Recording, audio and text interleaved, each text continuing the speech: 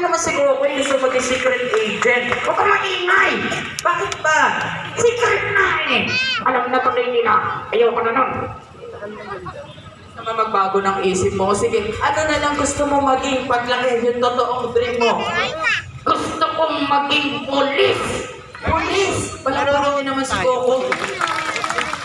Pero alam mo ba, Kokoy, yung trabaho ng pulis, delikado na yan kasi marami ng masasamang tao sa mundo. Yung mga pulis, pinapatay ng kalaban yan. Ha? I change my mind. Ang bilis magbago ng isip mo. O ano na lang gusto mo maging paglaki mo? Gusto ko na lang maging kalaban. Hindi yun. Tumakad ka pa sa uulihin ng pulis eh. Bawal nga yun eh. Bakit ang gusto mo maging pulis? Gusto kong manghuli. Manghuhuli ka. Opo. Anong huhulihin mo? Lahat ng masasamang. Masasamang ano? Mukha kagaya ng sayo. Alam mo, napapahiya ako. May mga opisyal ng pulis dyan, no? Pinapahiya ko ang ganda-ganda ng ayos ko. Ikaw, alam mo ba kung nasan tayo today? Siyempre! Nasan tayo? Nasa Manila Zoo. Anong Manila Zoo? Ayun, ang tayong unggoy, oh. Uy! Hindi unggoy yung mga bisita. Mga bata yan. Ah, batang unggoy. Di batang unggoy. Mga bata yung bisita. Nandito tayo sa pamaskong handog ng mga taga Santa Rosa. Ayan, batiin mo muna yung mga taga Santa Rosa. Sabihin mo, magandang gabi sa inyong lahat. Magandang gabi sa inyong lahat. Ayan, very good. Ikaw ba, Kokoy? Ano mo ba yung lahat ng kids na nakikita mong yan? Lahat yan nag-i-school yan, nag-aaral yan. Ano naman? Ang ibig ko sabihin, kailangan ikaw, may alam ka din. Ikaw ba nag-i-school ka? Siyempre! O sige, kung totoong nag-i-school ka, patunayan mo sa mga kids na nandito, nag-aaral kang mabuti. Pwede ba yon? Okay. O sige, ganito ang gagawin natin. Tatanungin kita, sasagutin kita. Wala pa akong tanong. Wala pa akong sagot. Unang tanong, unang sagot. Ano ang favorite subject mo? Fried chicken. Fried chicken, hindi subject yun. Pagkain yun. Takaw mo naman. Nagugutom na ako. Ano ka ba? Nakita mo ba ang daming kids lahat sila masasaya? Ikaw ba hindi ka ba masaya? Masaya ka ba today? Hindi. Bakit ka naman hindi masaya?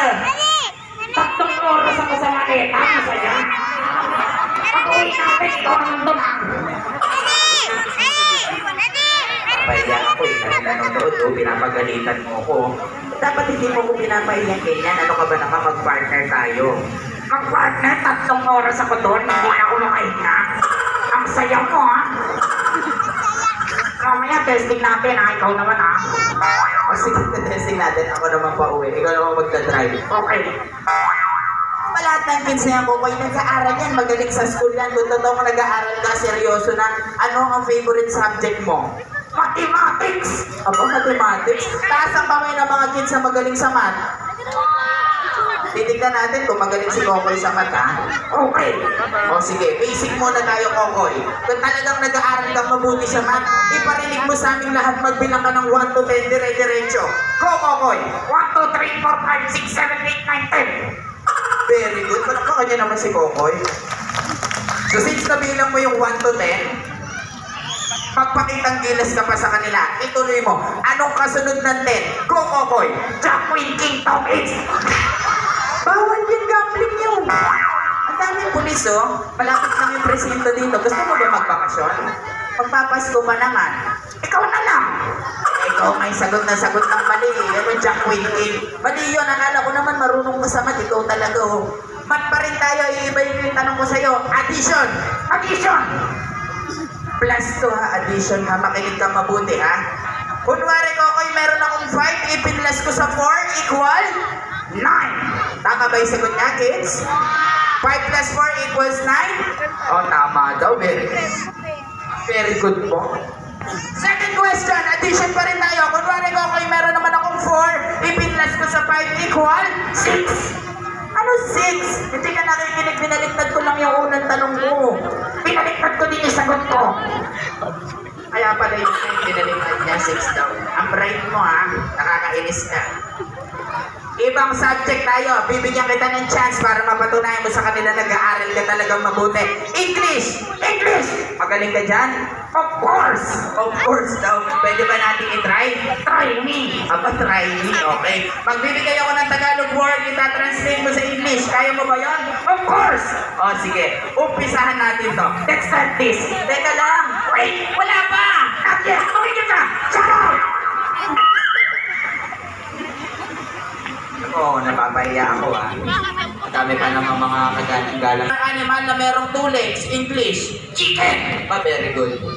Ang chicken ba, meron 2 legs? Tama, tama daw. How about 4 legs, Kokoy? 2 chickens! 2 chickens, puro ka chicken. Expert ako sa chicken. Expert ka sa chicken? Opo. Ang mga chicken ba, nagkakitigan sila, nagkikis sila? Siyempre! Paano sila Nakakalokohan. Alam mo, Kokoy, nahihiwagaan ako eh. Bakit po? Yung mga magulang natin kapag pinapanganak tayo, nahihirapan sila eh. Yung mga manok pa kapag nangingitlog, nahihirapan din sila. Hindi sila nahihirapan. Bakit? Kasi sabi nila, sisiw lang yan.